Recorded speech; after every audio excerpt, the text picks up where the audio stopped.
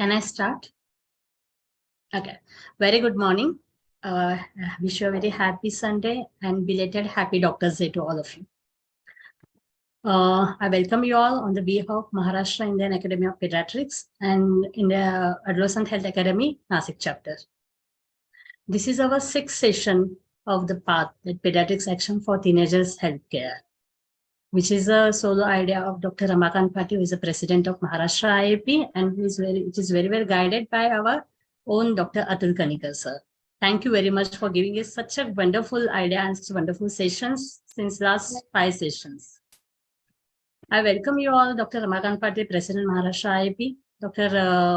Amol Pawar, sir, Secretary in Maharashtra IAP, Dr. Aji Patil, sir, from Nagpur.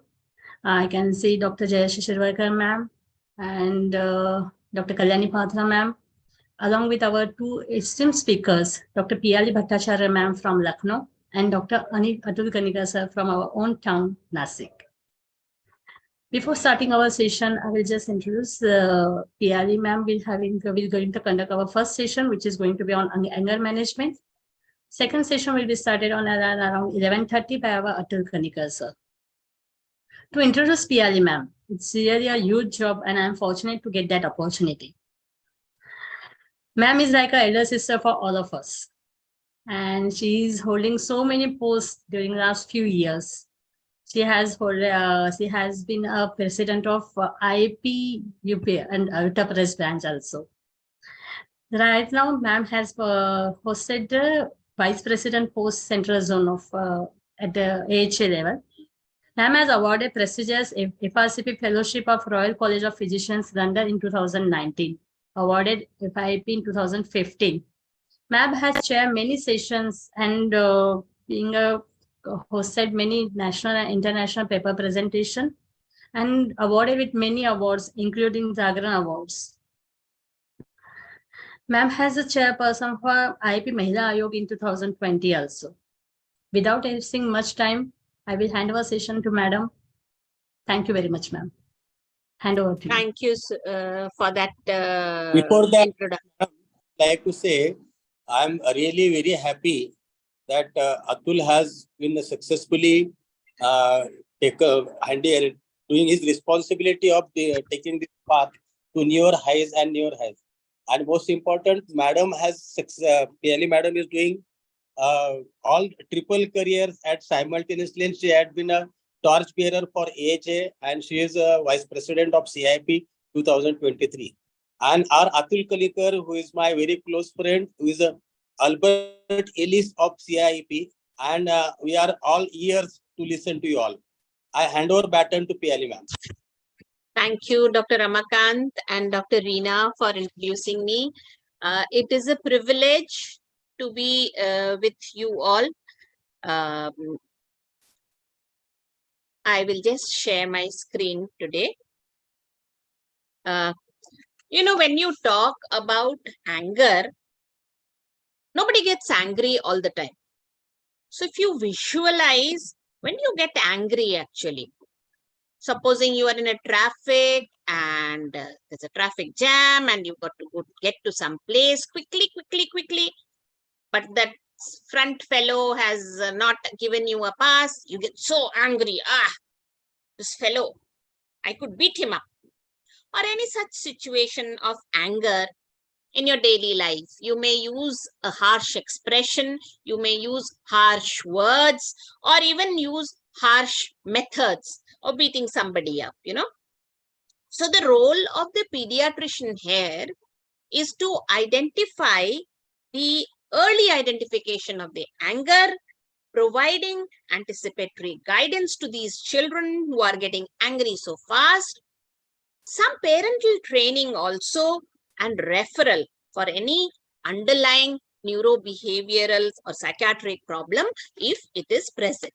So when I say that, let us quote the famous saying of Gandhiji, which says that anger and intolerance are the enemies of correct understanding. I know you will all agree with me that when we are angry, anger mein matibhram hota hai. We don't think correctly, we don't understand correctly, we don't behave correctly. So what do we do? How do we react? We are judgmental. Isko to main dekh lunga. Hate, blame. We are preoccupied with other things rather than the task at hand. We need to take revenge and we distrust people. So if these are the reactions, let us talk about a young boy who comes to me. His parents say that he has anger outbursts, aggressive behavior towards the parents since about say 2 saal se he is not behaving like the obedient nice boy he used to be. He gets so angry and his grades are also deteriorating at school. So like all patients that we do a heads on, all adolescents, so we did a heads on this boy also.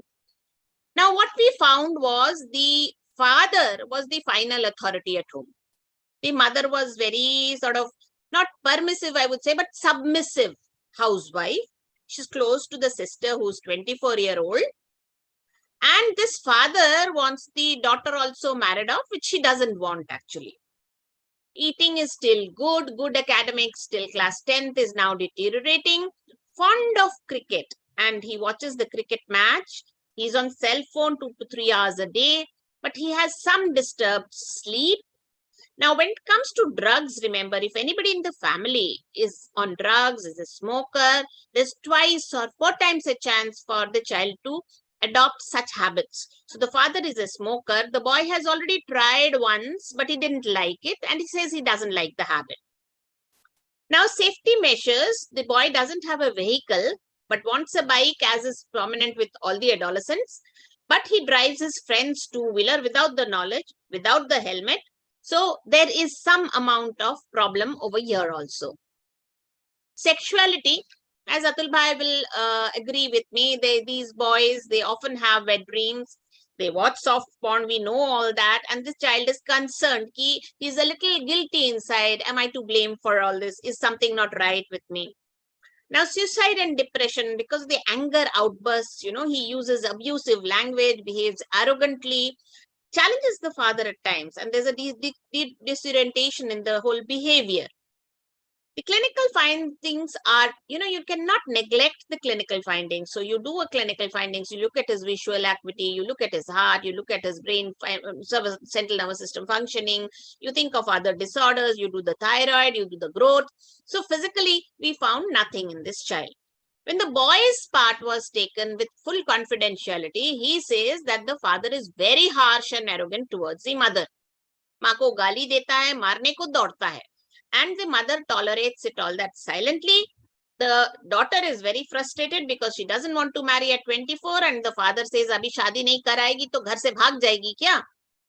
Now this child says, I feel like physically punishing my child. Mera man karta hai, main gira ke maru usko. So this is the situation. So anger is one letter short of danger. So I would say control anger before it controls you. So the best part is that it is a normal emotion. There are many myths about anger, It's an absolutely normal reaction.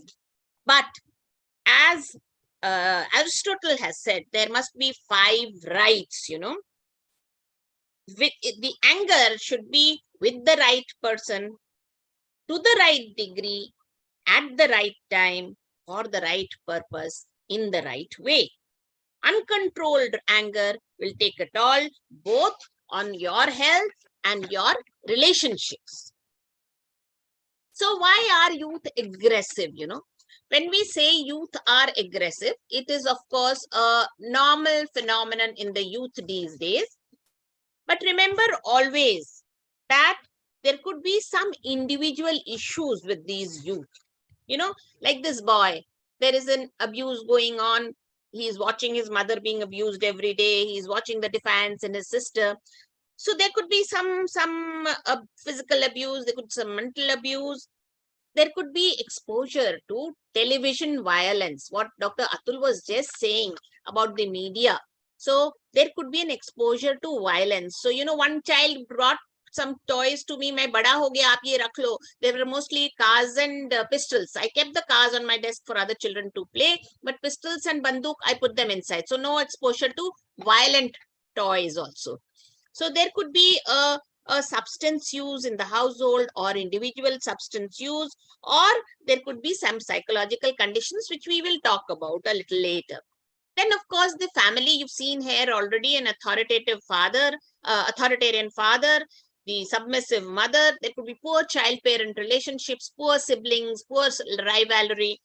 Now, again, the peer pressures. There could be antisocial delinquent peers, or there could be some bullying, or there could be a poor performance simply at school, due to which the teacher is actually scolding and abusing the child. Then the community.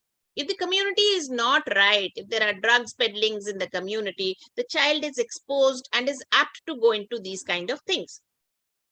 So what is important here is the distinction between early and late risk factors.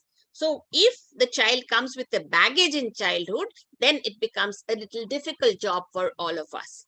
So having said that, we have external and internal stressors which can cause anger. As I said, if you get stuck in a traffic jam and your flight is about to move, you will get angry. So the external stressors, these are pressures. There could be financial pressures, there could be deadlines, there could be family, there could be arguments, there could be anything, lack of sleep simply, that is also an external stressor. What about the internal stressors? When you talk, they are inside ourselves. These type of stressors may play a greater role in anger in daily life. Andar hota hai, it is bottled up, we do not expose ourselves, but it is inside us, it is boiling, the lid may fly off anytime. So these are based on your self-image, on issues of goals to be achieved, expectations of others, and these are based on beliefs and faith also. So these are what I was talking about, that you could have some neurobehavioral or some psychiatric or some medical disorders, and these have stress, they generate a lot of stress, and therefore they will cause problems. So these are not to be neglected. You must also think of these disorders when you are checking a child or doing a heads in a adolescent child with an anger problem. What is the science behind it? The science behind is that if you have an external stressor or an internal stressor, it will act on the hypothalamus. Now, the hypothalamus will ask the pituitary to release ACTH. And once the ACTH is released into the blood, what will happen? It will stimulate the adrenal glands to create further cortisol, adrenaline, noradrenaline, so many other hormones. And what is the effect that we see? BP rises, we tremble, we breathe fast, the blood pressure will rise, the muscles will become stiff, there'll be a lot of stressing, and those who have blood sugar problems will find a rise in the blood sugar shoot. In other words, the body will shift gears, generating energy which is required for some action. So having said that, see, signs and symptoms, there are so many. You may identify also with some of them. I'm not reading out all of them, but there are a few which actually cause anxiety and later on panic, and you may feel helpless, hopeless. There may be some personality changes, including becoming depressed. So remember, head तो सबके पास होता है, head तो गणेश जी के पास भी था, head तो matchstick पे पास भी होता है. So having a head does not mean that you have a brain. So if you do not have anticipatory strategies, if you cannot control yourself, the goal, of anger management would be to reduce both your emotional feelings and the physiological arousal that comes out of that anger. So the key becomes knowing yourself. First and foremost, you must find out, identify what makes you, if you are angry, you identify the range of feeling. Are you embarrassed? Are you in fear? Are you helpless? Are you sad? What is it that is making you angry? So these are these few skills which I will narrate now, which is required for dealing with anger.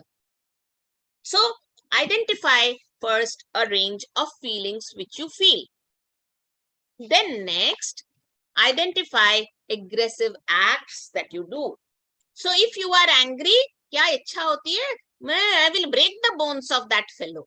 So Are you kicking? Are you shoving?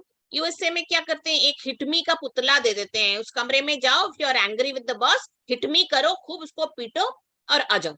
So you have somehow or the other ventilated your feelings. या फिर you are being abused, वो साला, ये साला, गाली देना.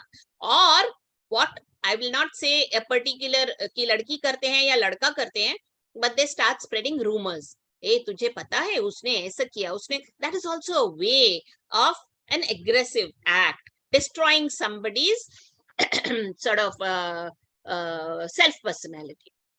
Now then, what do? Identify the potential harm or the consequences, either to self or to the others. तो आप कर क्या रहे हो? आप किसी की प्रॉपर्टी को तोड़ दे रहे हो, डिस्ट्रॉय कर दे रहे हो, like you've seen in mob aggression, in violence against doctor. What do they come? They come and they destroy your nursing home and go. So what is happening is, मैं तेरे से बात ही नहीं करूंगा. I'm leaving home and going. I don't want to stay with such parents. So there's a loss of family, there's a loss of friends, or maybe you are delinquent in your behavior in anger. आपने गोली मार दिया. Many cases of road rage, will harm. You cannot, but that's few seconds of anger and road rage, and you have actually killed somebody or shot somebody, and you go to jail and you spend the rest of your life as a juvenile delinquent. So this actually is identification of the consequences. That also becomes very, very, very important. And last but not the least, identify if there is a self-destructive behavior.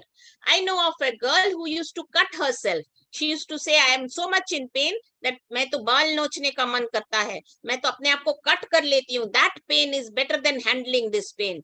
मैं तो अपने को blame करती हूँ, मेरी वजह से ये सब हो रहा है.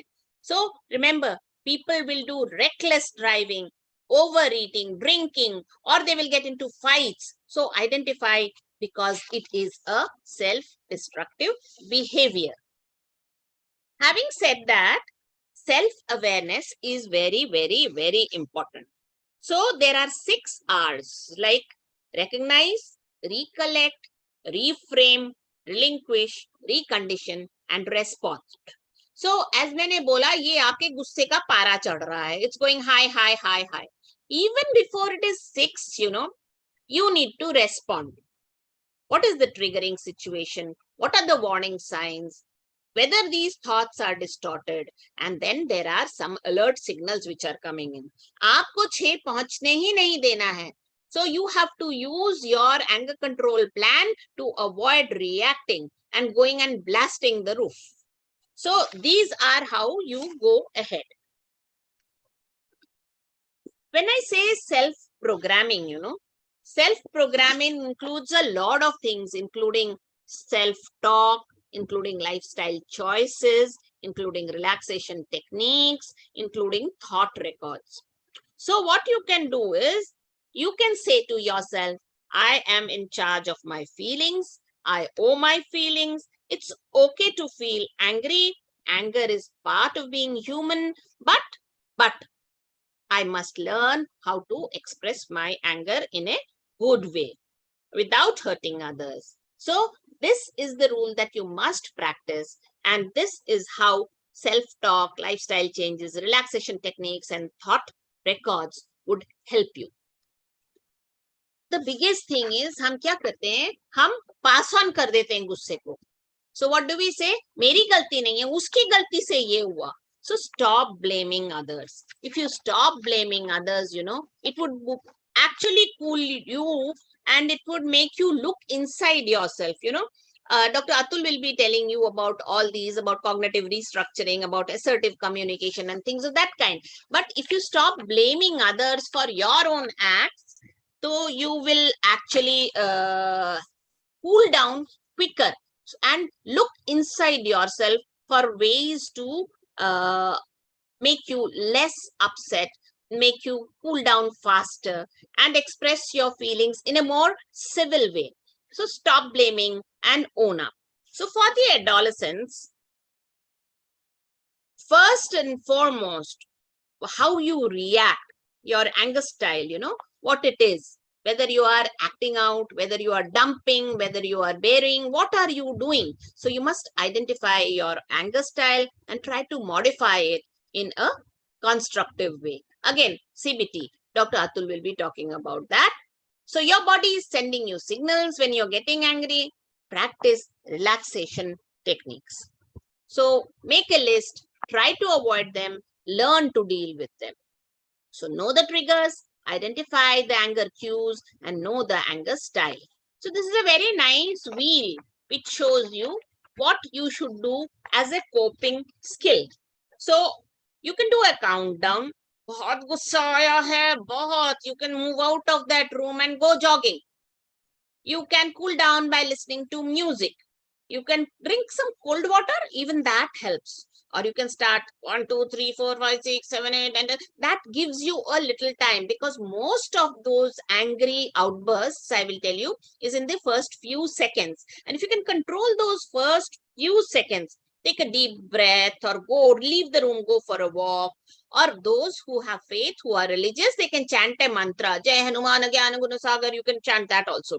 So escape mentally, play some music, or you can do a journaling also. You can write it down and you can do a journal also. So I will give you the example, like we have to learn kangaroo mother care from the kangaroo. We have to learn from the turtle also. So when you are angry and upset, 1, 2, 3, become a turtle. What is the first step of becoming a turtle? Go inside your shell. Think before you act. Take a time out. Take some time. Just a few seconds will help you control your anger. The second step, take 3 deep breaths. There is time to relax, calm yourself down, and then walk away. Think of a good solution, and then you will come to a proper solution of what you want to do.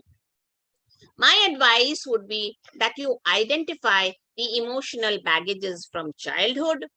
My advice will be learn to state your true feelings in a respectful manner. Attempt to see things from the other person's perspective also, because that person will also have certain perspective. And learn to recognize and identify your body's reaction to anger and establish communication, identify your stressors, and learn some relaxation skills. These are the techniques Dr. Atul will talk about in CBT.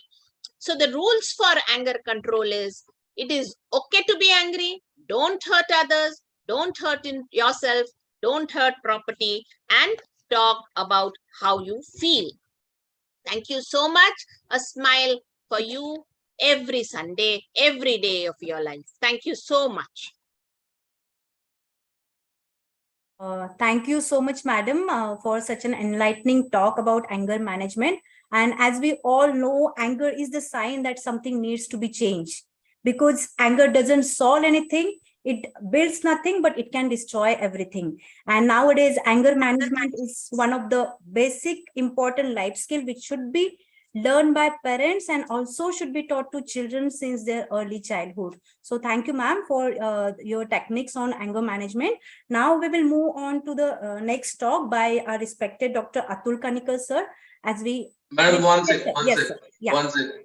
I have 1 or 2 questions for Piyali madam, because we still have time. No problem. Can I, madam? Yes, sir. Please. Your mic is yeah. Okay. So one thing is, now we are seeing so many cases of children, even youngsters and teenagers, engaging themselves into online gaming, which is like dar goliya. So the only way that they learn most of the times is the expression of anger, how to express your anger. And like attack is the best way to express your emotions if you are unhappy. That is what the children are learning. So your comments on that. Second thing is, I also want your comment on drug abuse and getting angry disproportionately. What we see is domestic violence because of the drunkard husband or wife, whatever. So that is something I would request you to comment upon. Number 1 question about the video games, which are actually very violent video games, and the children logging on to them. So number one, this does not come right away. Like at 15 years, if you tell them, don't go for the mobile game, they will never listen to you. So the teaching comes from the beginning when we expose them to a video or to the media post 5 years of age. We actually are telling them that this is not the right thing or this is not the correct way as they behave. Yes, they will go on to media, but you can limit it if not anything else. So expression of both father and son or mother and daughter or parent and son, both of them, they should talk about such things. So communication is the only, this is not the 20th century ki apne haath pakad ke aur bol diya hum nahi mobile denge aapko. That will cause more harm. So talking about or communicating about these games is a much better way, or modulating the thoughts. Like they can self-program, we can program their minds also. So programming them beforehand helps if the parents are actually in communication with them. That is one thing. Second thing is that about the family disputes is happening in a lot of families, and the children are part of witnessing, they are part of this family feud and dispute which they are being exposed to, and it is actually playing on their minds. And I've found a lot of children who are depressed or are angry because and frustrated because of all this. So there, of course, if you can identify the heads issues over there with the home issues, it is part of our job also to seek proper counseling for the parents. So if the parents and the child are counseled, then maybe they will understand, they will how they are affecting. Dekho, maa ko bhi beta pyara hai, baap ko bhi beta pyara hai. So if both of them love their child, they will understand what they are doing to their children if explained properly, and then they will maybe become less in their aggressive behavior, or maybe they will express inside closed doors. हमारे माँ बाप ने बोला था पति से लड़ना तो दरवाजे के बंद करके अंदर लड़ना, बाहर बच्चे को नहीं पता चलना चाहिए कि तुम दोनों में कोई अनबन है. So that has a very bad effect. So that way you can counsel both parents that this is not the right thing to happen to the child. Okay. Yeah. Trupti madam. Yes. Atul, one more question from my side to madam. This is a generalist question, not a AHA person. Many patients of 4-5 years, boys, usually boys are there. They come and parents come for the complaint of they bite, even parent, even siblings in anger. So this is a manifestation of anger. What should be the counseling for this?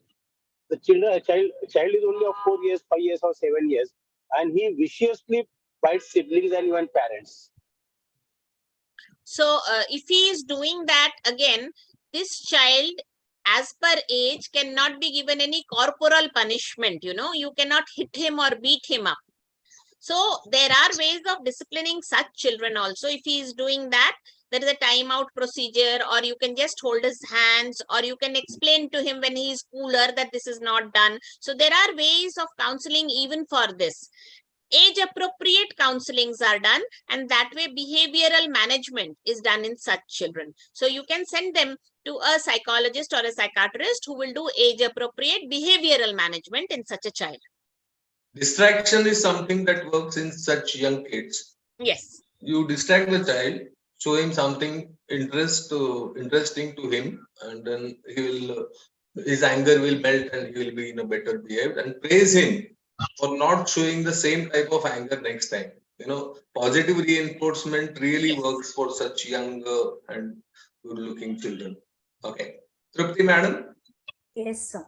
Thank you so much, ma'am and sir. Rest of the questions we'll take in the end of the session. So now we'll move on to the next session. Sorry, I'm keeping my video off because of connectivity issue. Okay. Next, we'll move on to next session by Dr. Atul Kanikar, sir, on rational emotive behavioral therapy. About sir, I think everyone knows everything. Sir is a senior child and adolescent care pediatrician, Nasik.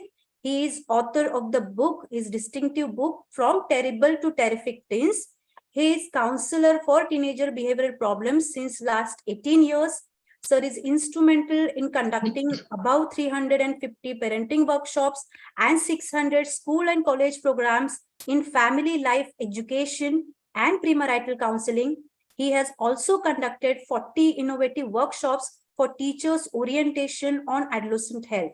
Sir is being faculty at national and international conferences of IIP. He is also author in famous UG textbooks and postgraduate textbooks of pediatrics, and also IIP modules in adolescents. So the virtual dais is yours. Thank you. I must thank my friends, Dr. Ramakant Patil sir and Amol Pawar sir, for this mammoth task.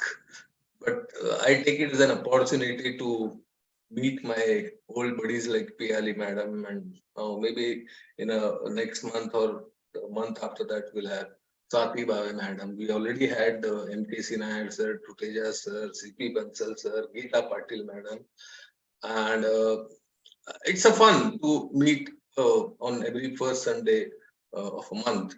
So today's topic is not at all related to only teenagers, but it can work for a person of any age. Okay. So basically, this is an introduction to rational emotive behavior therapy. It's not the entire rational emotive behavior therapy per se. Now, what we see on the left line, vertical line of your screen, right line is Dr. Simon Freud, and basically rational emotive behavior therapy, that is REBT, henceforth I'll use this word, is a cocktail of all the theories procured by these great psychologists in the history of maybe last 100 years or so. And Simon Freud basically he put out clients' unconscious motives and all those types of psychoanalysis. Carl Rogers was basically the one who is followed by psychiatrists and psychotherapists all over the world, because he is labeled as a humanistic counselor. Okay, and he put forth the unconditional acceptance of the client and positive regard, unconditional positive regard. W.P. Skinner was the one which is more suitable for teenagers, because he wrote something on homework assignments. Okay, homework assignments to the teenagers which they like, and operant conditioning. Alfred Adler was the one who actually put the significance of cognition as the basic thing in our emotional and behavioral consequences. And Dean Piaget was a constructivist, so he said we have the innate ability, inborn ability to rise above the situation.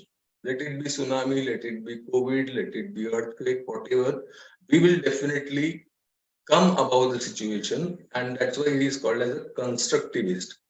Now, what happened is, in 1950, Albert Ellis, he studied all these Epictetus, who was a Greek Stoic philosopher, and of course Gautam Buddha, and he made a cocktail of all these theories together. REBT basically borrows all theories in adequate dosages, uses them appropriately to deal with the client. Now, I am not going to go into the details because this is a topic of Dr. MKC Nair sir, that he is going to talk on adolescent counseling in his subsequent visits to our Maha-IIP platform. But we all know about this. Okay, so maximum use of non-verbal communication and open-ended questions. That is the clue, that is the main thing in venting out the adolescent's psyche. Whatever problems they have, if you have non-verbal communication, if your body language is good, and if your questions give a descriptive answer by the teenager, then you have done 99% of the job. And respect is something that they deserve. Now, why REBT is useful in teenagers? The plus points are the intelligence is at the peak.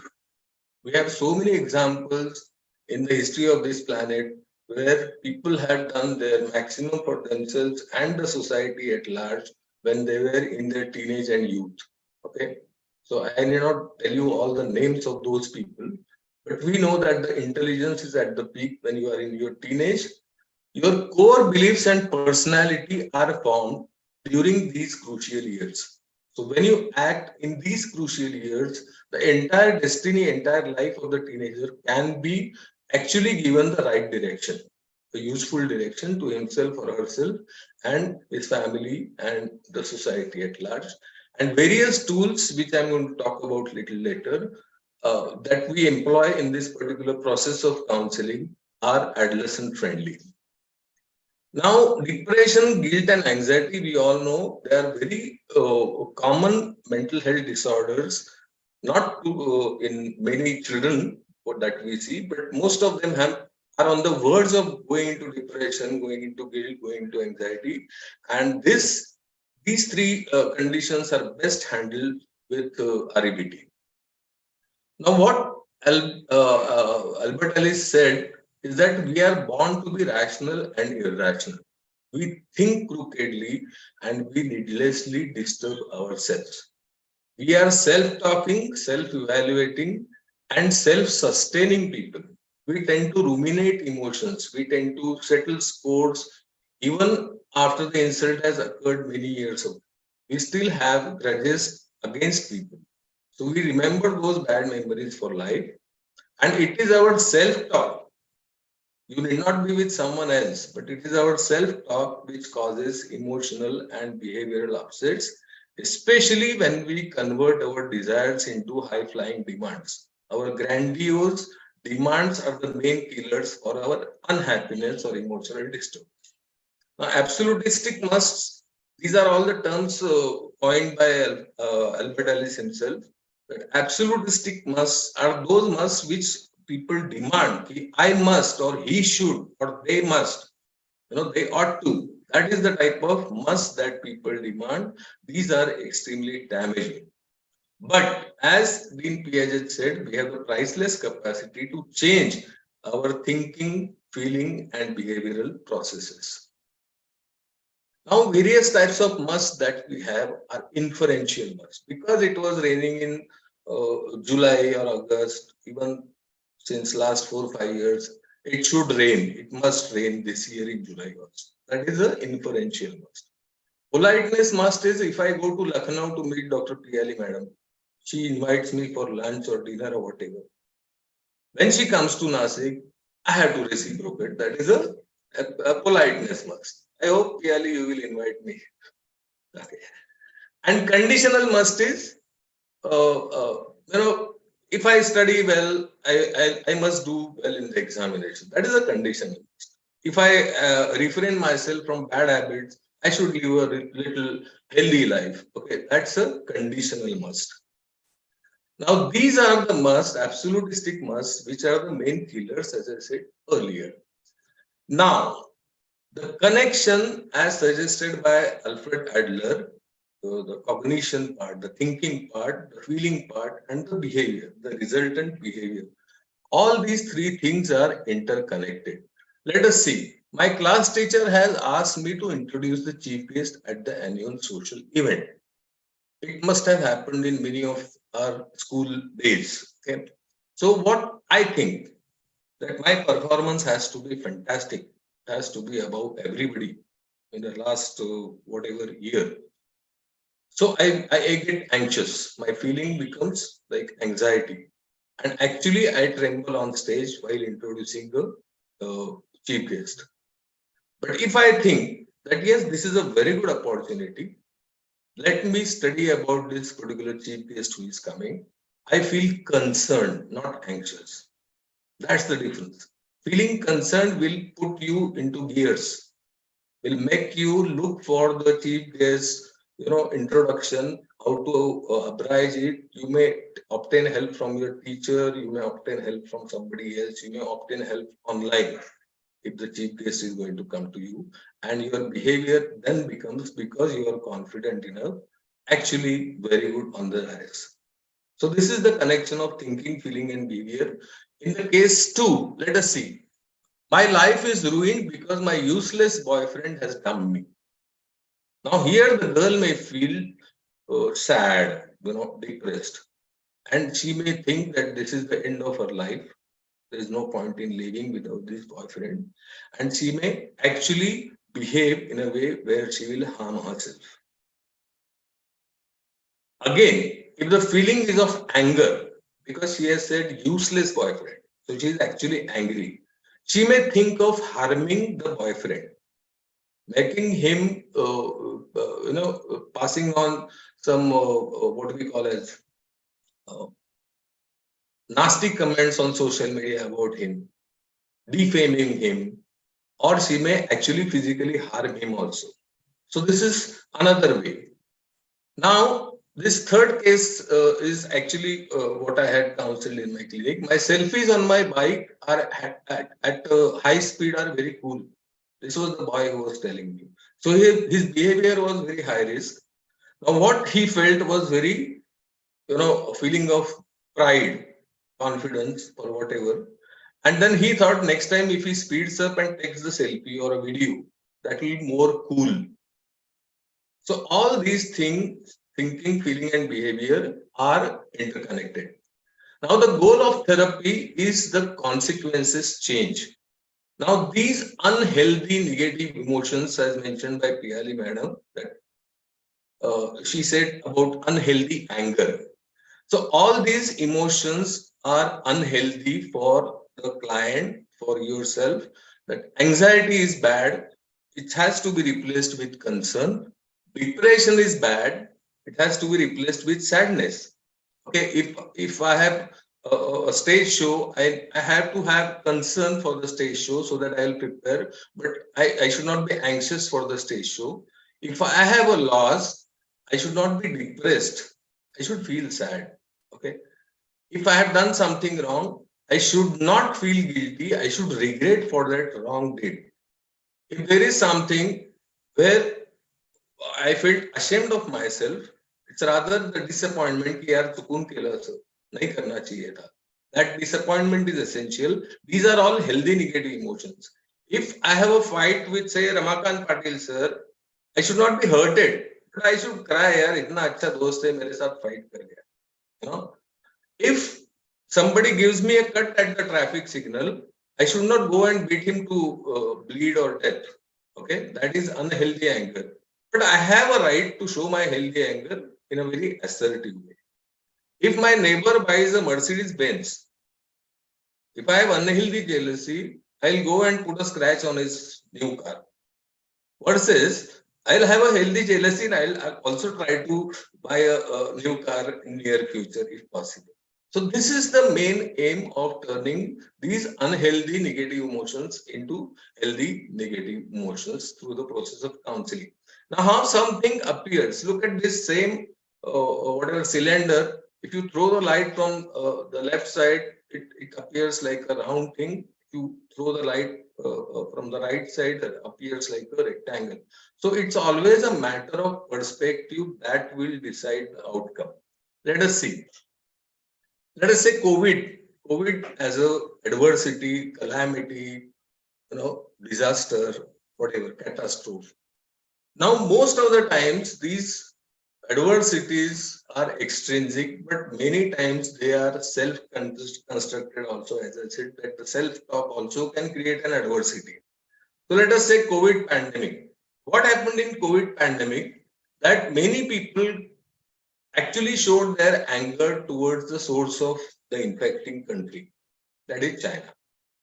People banned Chinese products, people said something wrong about China and all that. Many people got anxious. कि मेरे तो छोटे छोटे बच्चे हैं, मेरे parents old है, my mother is asthmatic, उनको अगर कोविड हो गया तो बहुत प्रॉब्लम हो जाएगा. Many people who were working in the COVID ward or who went to temples or marriage gatherings and all that, who brought COVID home, felt guilty. Many people felt sad because of the loss or sickness. Many people lost their jobs. Okay, their incomes were quite low, like pediatricians. Most of us had a very low income during lockdown phase, so we felt sad.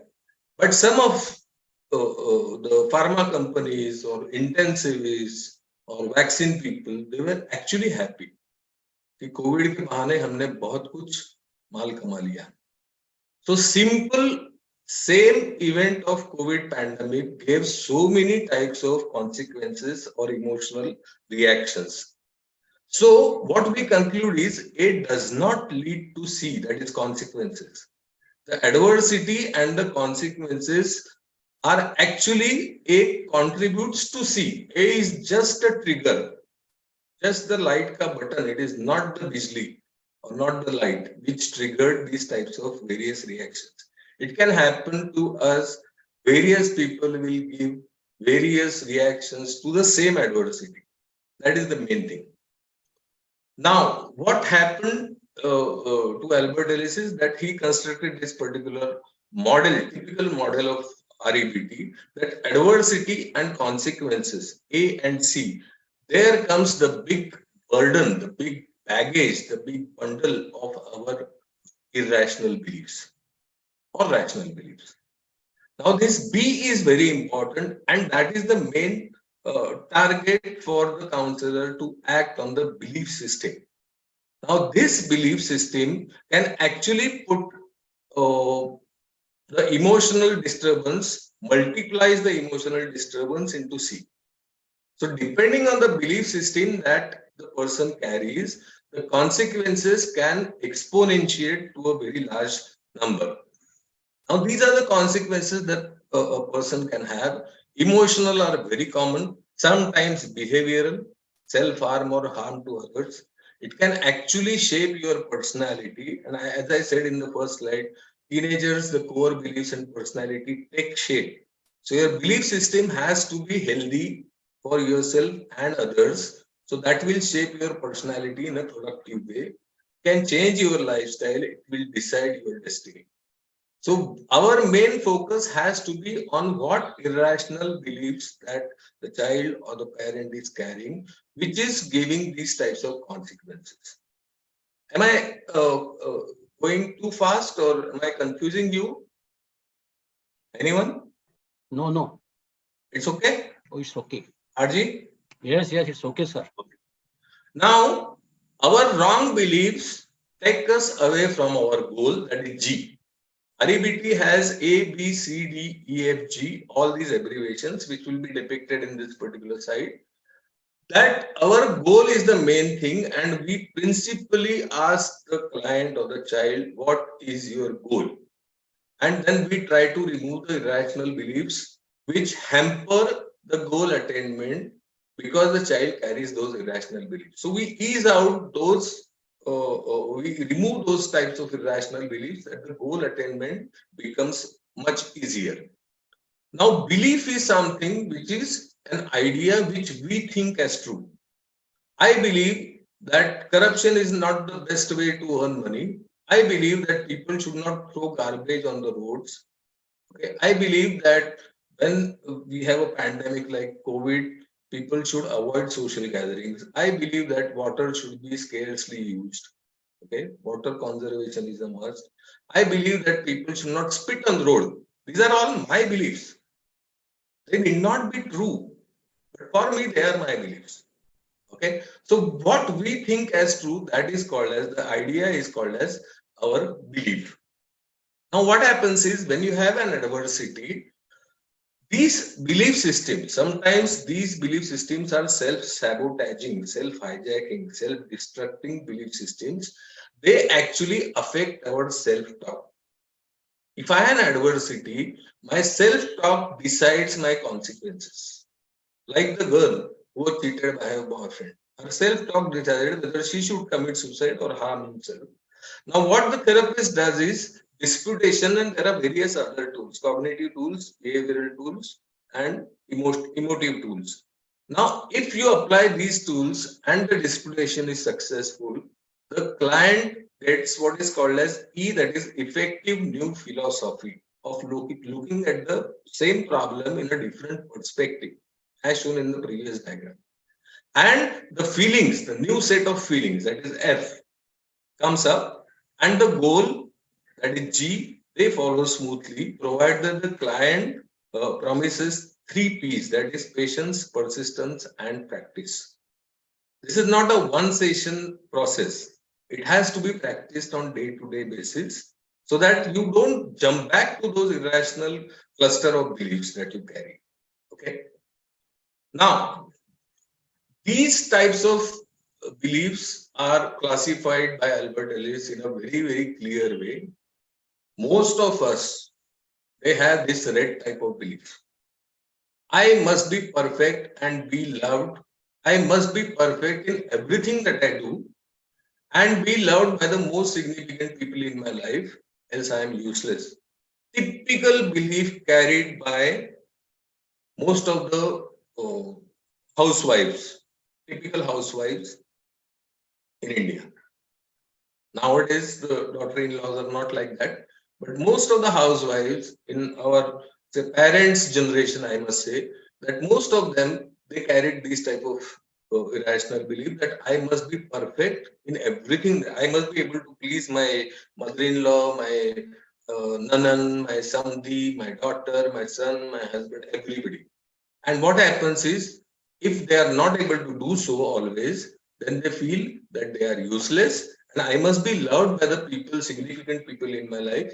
Otherwise, I am useless. What happens is, these are all basically quite anxious people because they are there is a lot of performance anxiety. मैं सब्जी ठीक से बना रही हूँ कि नहीं, मेरे बच्चों को मेरी खाना पसंद आ रहा है कि नहीं, मेरे सासुआ मुझसे खुश है कि नहीं, आने वाले गेस्ट मेरे साथ ओके है कि नहीं, my husband is he annoyed. So they are all the time anxious about their performance. They are self-evaluating.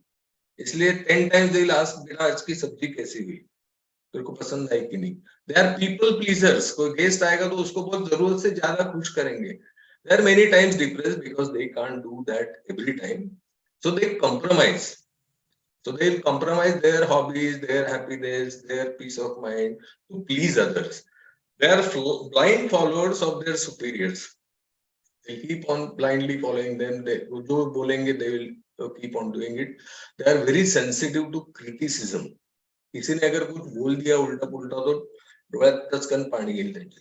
They will cry immediately and they are easily humiliated. Now, this is the commonest irrational belief that many of us carry. The second belief is exactly the opposite. Others must be perfect, kind, and just to me, else they are useless. These are typical authoritarian type of people, bossy people, and all the time they have is anger. They are quite rebellious. They are very dominating in their association, whether at home or at office. They have very poor interpersonal relations. They are the most difficult people to get along with. They ruminate anger. You have done to this to me, so next time I will show you what I can do. They will settle scores. They will dictate terms to the weak. So these people are very difficult people to deal with. The third type of people are usually the oldies. The world must make things easy for me, else life is not worth living. यार इधर IIP में बहुत ज्यादा politics है, politics में बहुत ज्यादा corruption है, आजकल के बच्चे तो पढ़ाई नहीं करते, किसी माँ बाप की सुनते भी नहीं है, हमारे बच्चे भी आजकल हमको पूछते ही नहीं है. These are the mourners type of people. They always are mourning. They have very low frustration tolerance. They have self pity because हमारा तो अभी कुछ रहा ही नहीं, हमारे और कितने दिन बचे type of, and then always grumbling. They seek instant pleasures, they gamble, they are good beginners and poor finishers. So whenever we have an emotional disturbance, it is our actually a task to find out what type of these squares, whether it's a red square that I'm following, whether it's a blue one or a green one, and then try to answer this particular three things. Now, once you do this unconditional self-acceptance, that I am also a human being, I can commit mistakes. See, if you forgive yourself for being mistakeful, then you don't get into these types of irrational belief. So, unconditional self-acceptance saves you from belief number one. Unconditional others acceptance saves you from belief number two. यार ठीक है, उसने मेरे साथ झगड़ा किया, उसने मेरी बात नहीं मानी, forget it. We can do a mistake, no problem. So that melts down your so-called anger. And third thing is unconditional life acceptance. If you say कि this has been going on for centuries, कोई problem नहीं है. Influenza जी साथ आली होती, cholera आला होता, COVID पड़ी होंगे, right? चलता है. So then you don't get the idea कि life में कुछ रहा ही नहीं है. So USA, UOA and ULA are extremely important. So these are the major 4 types of irrational beliefs described by Albert Ellis. That I must, that is the rigid demand. या फिर he should or they ought to. These are all rigid demands. So when you have an interview with your child or teenager walking into a clinic, and when that child says, I must, or my parents should, or the school should, find out these rigid demands. Then second is awfulizing belief. I can't take it. It's the end of the world for me. It's horrible. It's terrible. That's a awfulizing belief. Third is low frustration tolerance. I can't tolerate it. Okay. It's too much for me. That is a low frustration tolerance. And fourth type of depreciation belief is that I am no good. You are no good. So the life is no good. So these types of must have to be underlined when you are interviewing the child. Now the biggest error that we do, most of us do, is overgeneralization. मैं एक बार exam में fail हो गया, I'll fail always. That boss had cheated on me, that boss has been partial to me, so he is a useless boss, he will keep on doing it for life. So that type of overgeneralization kills our happiness. Now these are the characteristics of irrational beliefs, that they are rigid and extreme, they are inconsistent with reality, they are illogical and nonsensical, they lead to dysfunctional triad of thinking, feeling and behaving.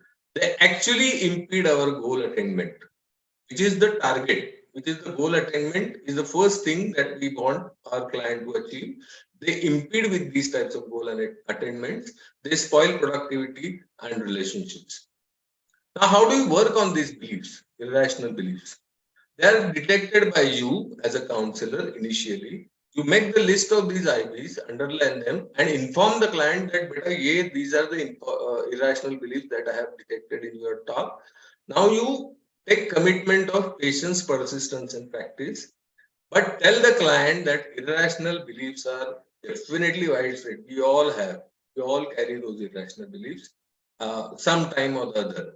Because beliefs are learned, they can be unlearned. That is the most important thing. And then disputation is the main tool in REBT, that you have to detect the absolutistic must, you have to debate, learn to question the irrational beliefs, and you have to discriminate the irrational, challenge the irrational and boost the rational beliefs. Now, disputation can be empirical, realistic, and practical. We'll see that in the actual cases that we have. Logical or rational and philosophical. Now say Purva story, let us say Purva story. I must get admission in the best medical college, otherwise my life will be finished. But it is impossible to study in my house because my younger brother is always irritating and mom is constantly grumbling. My father ought to give me a separate room, else I won't study at all. I will never be happy and nobody would love me. Now, these are the 10 irrational beliefs that Purva was telling, that I must get admission in the best medical college. Okay, so what happened during this disputation was, this is the list of irrational beliefs that was made. To be the best doctor, I must go to the top college only. Not getting admission means it is the end of life. Studying is impossible without quiet and secluded space. Younger brother is irritating since the time he was born. Mom has been grumbling since Purva's birth. Father is responsible if I can't concentrate enough. No one can study with occasional ambient noise. Not studying at all will enable me to achieve my goal. And getting admission to the best medical college is the only thing that can make me happy. And my people love me just for academic success. So the questions were asked in the disputation process, that what is your goal? First thing that we always focus is on goal. and what could be the hindrances. Now, what happens to your stress level when you repeatedly think about achieving your goal? Naturally, the stress goes up. What is your opinion about other medical college? नहीं नहीं मुझे तो वही medical college में जाना है. Then I asked her, I am your pediatrician since the last 15 years. How do you find me? She said, okay, कभी भी आपने मेरे को admit नहीं किया. You always treated me very well. I have been keeping healthy because of you and all that. So I told her that I am not from the so-called best medical college. I am from some other medical college. So even other medical colleges are reasonably okay, right? And life does not finish if you don't go to the so-called best college. Now, what do you like about your? This was to increase the connect between her and her family members. What do you like about you? Put it the other way. Okay? She hates her mom and younger brother. Now I asked her, what do you like about your mom and younger brother? Can you think about the ways to convince your parents to help you focus better than now? What will happen to your score in the exam if you don't study at all? Naturally, the score will be less. Whose expectations are more vital? Public or you and your family? And will you be a crack if you go to another medical college? So this led to her corrected version. So basically, stress is less if we convert our demands into preferences. Having preferences is okay as per rational emotive behavior therapy. You can have preferences, but you cannot demand, because that demanding and preferencing, there is a very faint line of demarcation, and that can make the whole lot of increase in the stress. So corrected version here is I prefer, not demand, to get admission in a reasonably good, not the best medical college, but it is rather difficult. Initially she said it is impossible to study. Then now she said it is rather difficult because my younger brother is at times irritating. In the initial dialogue she said always irritating, and mom is sometimes grumbling. So that again is a piece. I wish, not I demand, I ought to. Okay, I wish my parents give me a quiet room to help me concentrate better, and I'll do my best for becoming a good doctor for myself. So this is all. You puncture that balloon of irrational beliefs, you make it small one, so that the corrected version is not only healthy, but it actually helps Purva to reach up to her goal. This is another case, Tina's case, okay? Now, Tina, 15 years, says that she actually enjoyed physical intimacies with 3 exciting boys. She said cool boys, but she said exciting, okay? So far. Just to know whether they will always emotionally support and understand her feelings, which they should. Her affluent parents often have conflicts within them. This is a very common story. Okay, Tina's story is very common. It's absolutely very common to see teenagers engaging in promiscuous behaviors these days. Tina now believes that all boys and men are after money and sexual gratification only. And she will be happy all alone because she didn't want to marry. She said because family life is boring and creates problems. Now, these are the rational beliefs that I could point out. That she is 15 years and she has been intimacies with 3 boys, different, so multiple sexual partners. We don't know about the protection and all that. Just to know, that is again very dangerous, whether they will always emotionally support. And then she concluded that all boys and men are after money and sexual gratification only. Now, these are the lists of irrational beliefs. Physical intimacies will help me to win emotional support from boys. My question was, who will be at risk and how? Then she said, yes, maybe I will be at risk. I said, how? Then she said, I'll have maybe, STI, pregnancy, unsafe abortion. Then what about the mental? I said, I feel depressed. Nobody helps me. And then social, I'll be labeled as a bad girl. So all physical, mental, and social consequences, she said she will be at risk, definitely more than the boys. Now then, you always need other people's support. So I asked her, how does a newly hatched baby turtle approach C? Who is there to help or support the baby turtle? She said, no, it's very difficult because the mother turtle, she digs the, pit in the sand and then she lays her eggs and the babies had to really struggle out to reach up to the sea. I said, there is no one. So how do you expect that small baby turtle? Said, it has to have its own strength. Can that apply to you? She said, yes, it can apply to me also.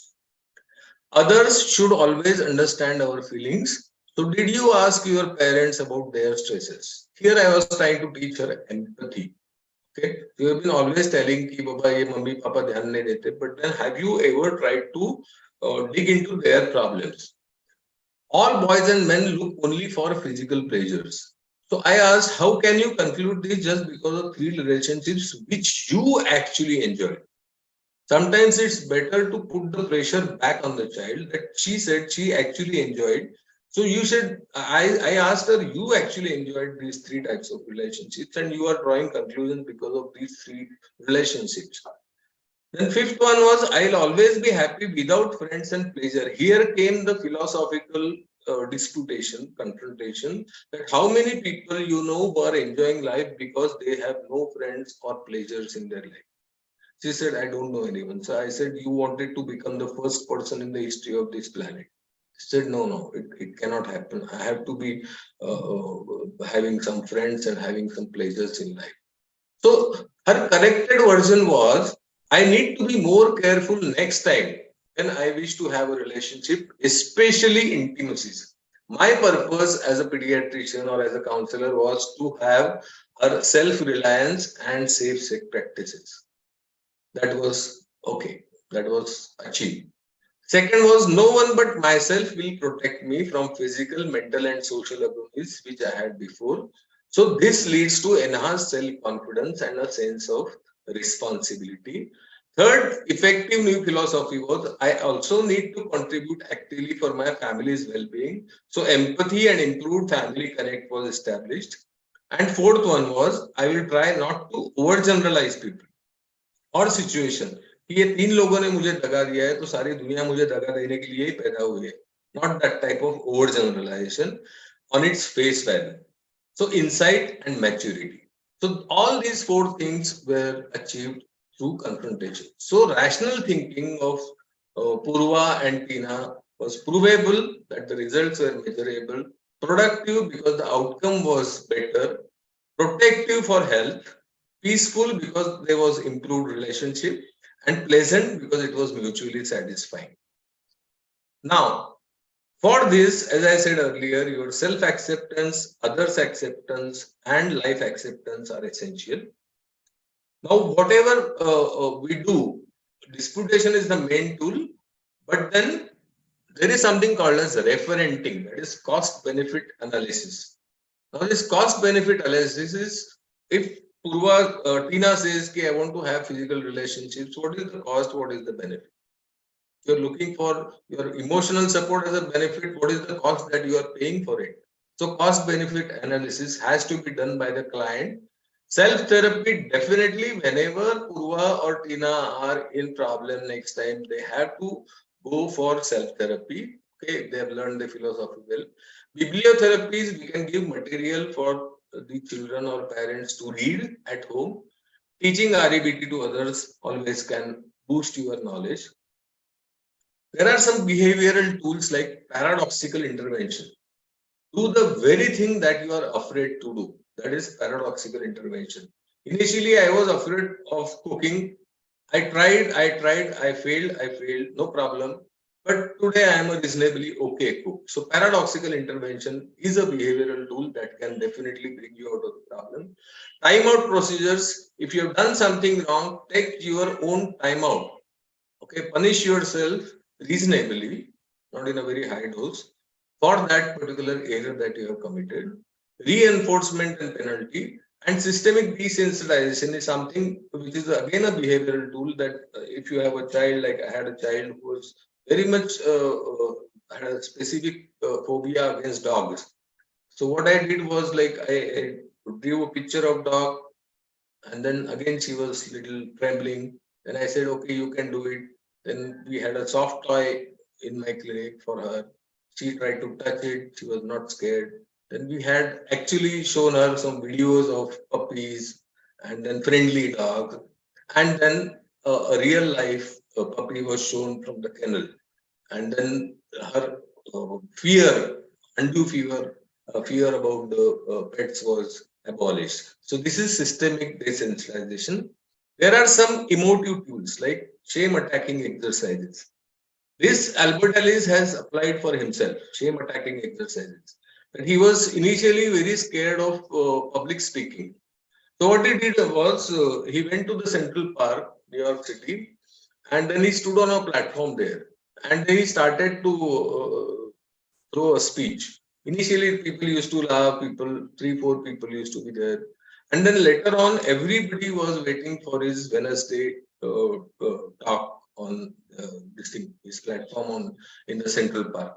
So over the period, he became a very good orator, and shame attacking exercises he has mentioned in his autobiography that has really helped him.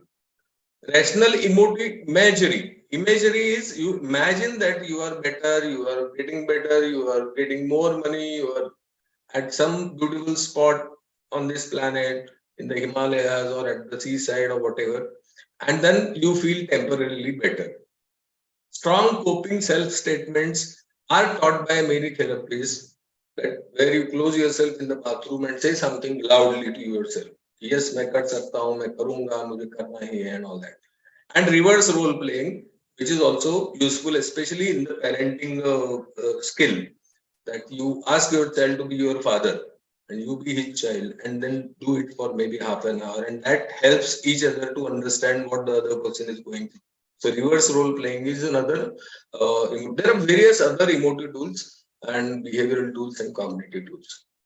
So now you have punctured that balloon of B, big balloon of B, and now you have used your disputation with other tools, and that leads to a new effective philosophy, a new set of feelings, and the goal is achievable. So when the child comes to you, when the teenager comes to you, we have to first define the goal.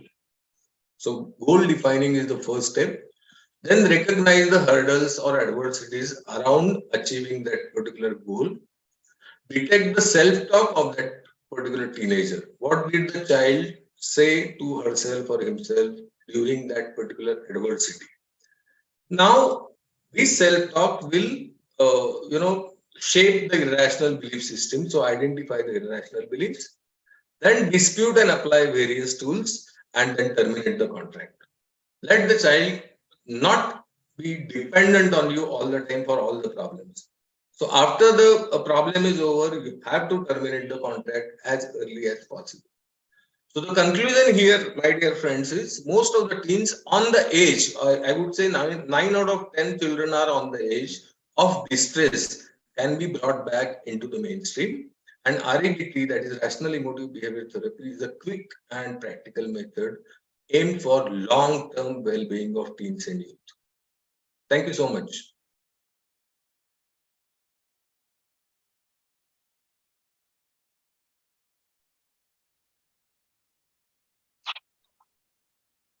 Wonderful, Atul. Wow, that was pleasure to listen to. What an excellent talk again. And same from Piali madam also. So we have not understood everything, but too mesmerized to have some questions. So there are no questions. It will take time to absorb the things, but wonderful. And You can same thing ask. with anger management. You can ask your personal questions also. Same thing I was coming to. Like anger, as we have said, that this REBT is not for adolescents or pediatric age group.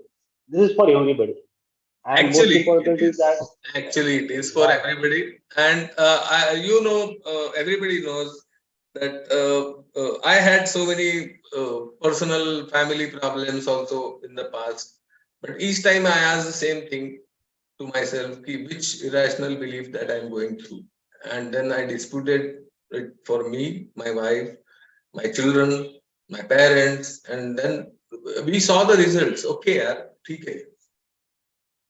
Like in the philosophical disputation, you can always ask a child, ki bhai, even Lord Rama had to go for an exile, 14 years. Okay. So everybody in life has problems. You are not the first one. But nowadays, children say कि मुझे कुछ होना ही नहीं चाहिए. मेरे को कोई problem नहीं चाहिए. I want mobile now and now. This only model. Otherwise, मैं फेंक दूंगा पुराना model. You know, that type of self-sabotaging demand, that has to be diluted. What do you say, Piyali? Wonderful lecture. Really, ma'am also had a wonderful deliberation of anger management, and which is also holds true for all age. So how we should what is healthy anger and how we should curtail it? IIB में तो बहुत जरूरत है madam. IIB में बहुत जरूरत है. I think humor is something, humor is the best diluent, Piyali madam. Humor Yes. is the best diluent and best ointment for anger. If you cut a joke on an angry person, so immediately it punctures that particular anger ka balloon jo bhi hai. उल्टा भी होता है. They may get more angry if you crack a joke at that point. मेरे को तो इतना गुस्सा आ रहा है, ये मेरा मजाक बना रहा है. नहीं, ऐसा भी होता है. it has worked for But me. then मुझे you कभी can भी- actually distract them, as you मुझे said. कभी भी We can गुस्सा आता है ना distract them. Madam, whenever I get angry in my house, I am a human being, so healthy anger is okay. That is what we have said also. So then somebody will cut a joke and then I just have to throw a smile and my anger melts away. यार फर्क पड़ता है ना? Geeta wants to say something. Geeta Atul, I madam. think it is as usual, it is a pleasure to listen to you. But for a common pediatrician, can you tell what is the difference between CBT? Because some of them go on asking. We are talking about CBT many times. CBT and Basically, RBT. CBT and REBT are more or less same, madam. Okay, and REBT is a modified version of CBT. In CBT, we mainly focus on cognition. That is the thinking. Okay, so even REBT was first labeled as RT, that is rational therapy. In our PGDAP booklets also the short form is RET, not REBT. Okay, then Ellis said the role of emotions is equally significant in any therapeutic process. So he said RET, rational, that is cognition, emotive therapy.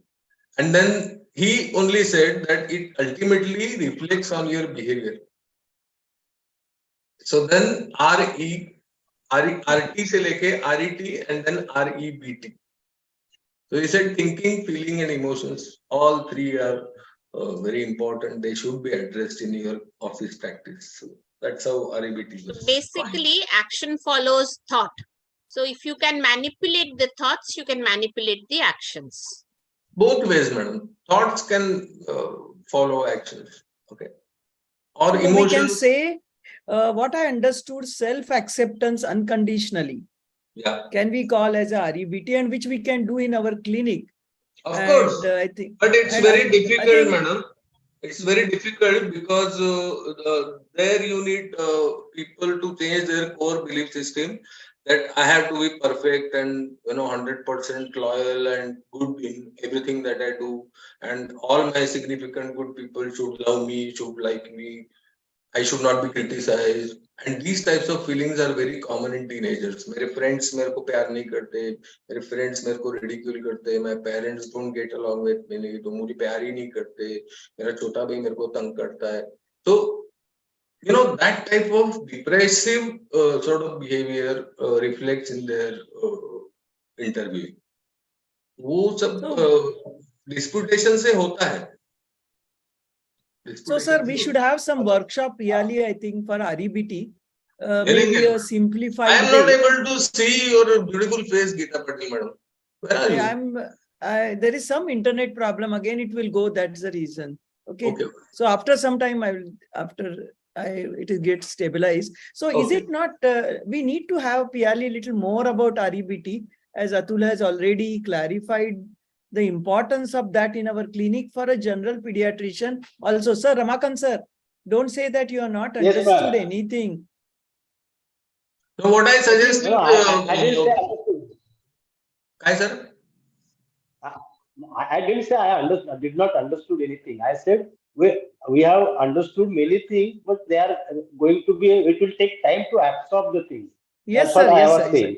Probably So, I might have said something else, but that was See, my intention. it's It will like, take time to. Ramakant, it's like teaching Nelson textbook of pediatrics in 1 hour session. You so understand? let us have a workshop. I just have one more question, Atul. You said that it should be unconditional acceptance of oneself. So, how do you define between this unconditional acceptance and complacency? Unconditional acceptance and Complacency, Complacence. complacent behavior. compliance. See, basically, once you say this, okay, I am a human. So they will not have any motive to excel. They don't have motive to study, or I will not That have is motive to go that is to what my that is what most opinion. of the that is what most of the people confuse, that REBT is not taming you down. Okay, REBT is not about reducing your voltage. If you have that spark, okay, if you have that spark, like the grandchild of Piali madam, okay, see, there is a lot of spark upstairs here. So basically, it's not about taming down your talents, it's about taming down your emotional disturbance. Some amount of disturbance, some amount of concern is essential. Like we say for stress, some amount of stress is essential, life-saving for you. If you are not stressed up for your examination, you will not study at all. So you have to have some form of stress, but not to the extent where it will affect your performance, actual performance. Because after some plateau that you reach of your stress level, your performance starts to decline. So do not allow that particular high stress level to affect your performance, ultimate performance. And in emotional disturbance, the person may lose his capacity to identify that optimum stress level. So tame down. थोडासा आपण 3 शिट्ट्या झाल्यावर gas dim करतो का करतो? Just we want the rice to be cooked in the pressure cooker, but we still simmer it down. तसं थोडंसं करायला. That is the purpose of RE. I think there is one more question. I think Dr. Rajendran from Mysore has asked, how many sessions are required? I think we cannot do generalized statement, but Atul can clarify more. Actually, madam, maximum first session that we need is for the regular heads assessment and parental, talk. Because they went out like anything, they'll start complaining from, home to school to everything, mobile and everything. So you have to filter out those important points. After the parents have talked, you ask them to sit down, you have a word-to-word talk, a one-to-one talk with the child. That takes around 30 minutes for proper heads assessment and to filter out the issues.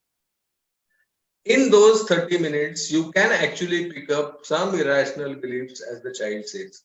And next meeting, when you have next meeting with the child, only with the child, no parents inside, then you again go back to the previous case paper, find out what the child had said, dig into the more irrationalities of her belief system or his belief system, ask your disputation questions, sort out what can be done, what type of therapy is needed, whether you need a behavioral tool, whether you need an emotive tool, or whether you need a cognitive tool to deal with this type of irrational beliefs that the child is carrying. Take the follow-up if necessary, but at the end of the second session, usually the child gets what you want to, or what you are trying to say. So second session, actually you can end the contract. I think, Piali madam, there was one case, I think all of you would have seen that movie Pushpa. I think that aggressive character in the movie has influenced so many students, the way that mannerism, and should we allow these type of movies which are very violent without a certificate? See, madam, I'll just again, we have 3-4 minutes. So I'll again try to share my screen. I want to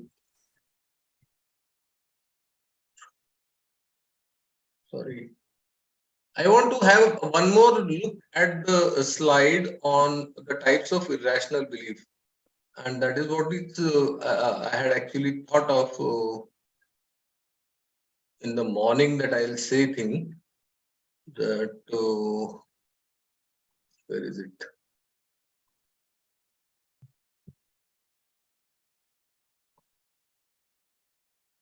Can you see this? No, no, sir. No, You have not shared it. not yet. Mummy meeting चालू है mummy कल क्या बोले 7 बजे तू 8 दिन तक तेरे को पनिशमेंट है नहीं तो मोबाइल देखेगा बोले थे ना मामा ने अतुल अजून दिसत नाही, शेअर कर. कल प्रॉमिस करा था ना मम्मा Yeah.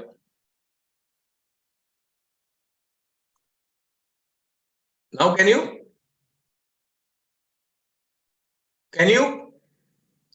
Yes. Okay.